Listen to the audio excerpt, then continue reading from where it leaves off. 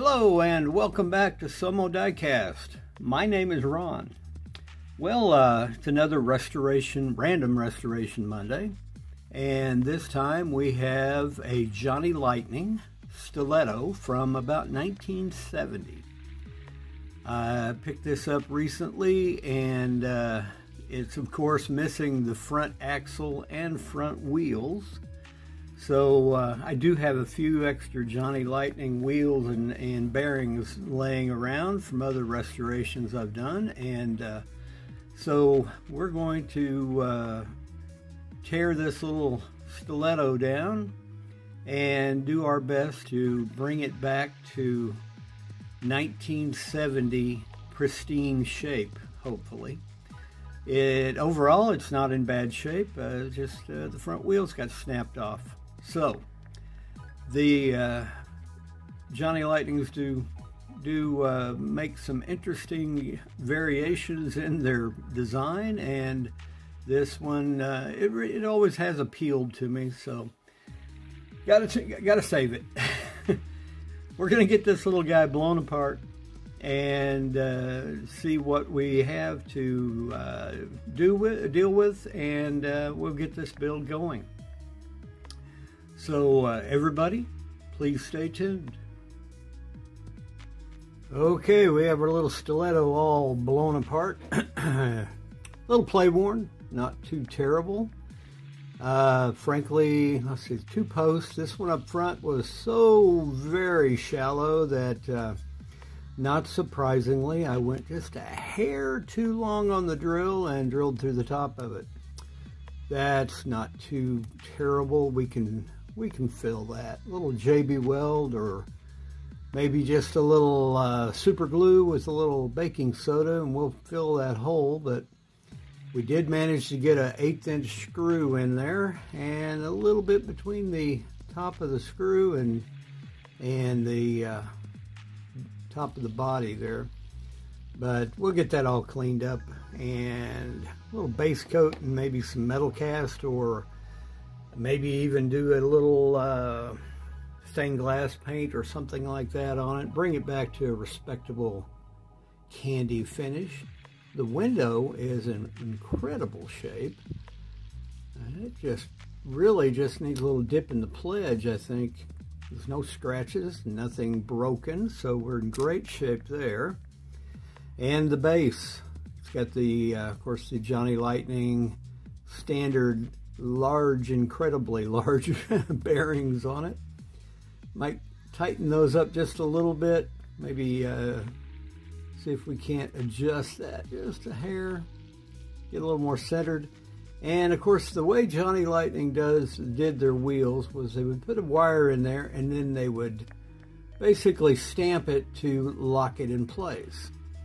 Well, the front axle was broken off on each end, so I had no choice but to go in there with a cutting disc and open that up so that I can get another axle in there.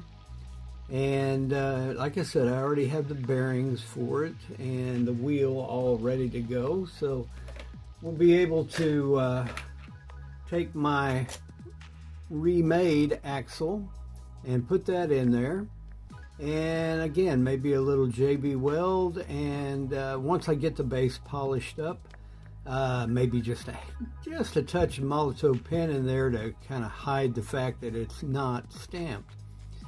But we're in good shape. We got 4 wheels that need a little love, but overall in pretty good shape. The back ones are a little rougher than the fronts, but this came off of a different but same year Johnny Lightning. So let's go ahead and get this build going.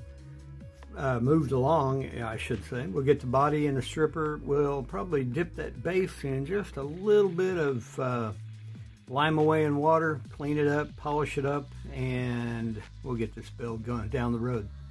Everybody, stay tuned.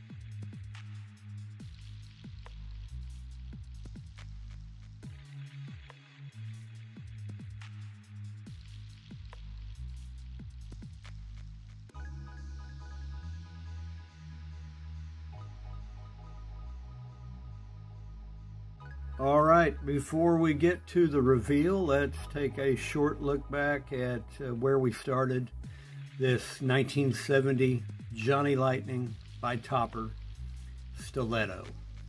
Let's go ahead and get to the reveal and see how this came out. Everybody, please stay tuned.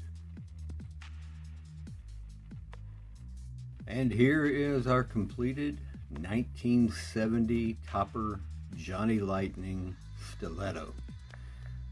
This little car, if you recall, was a little on the rough side when we got it. It wasn't that play worn, but the front axle was broken. And so we had to do a little surgery and come up with a replacement. Now the front axle was made from a straight pin, and we had to grind the groove out to lay that in there, which was then super glued in. And then after I polished it, I put a little Molotov chrome in there, and with the polishing and the chrome, it makes it pretty much indistinguishable.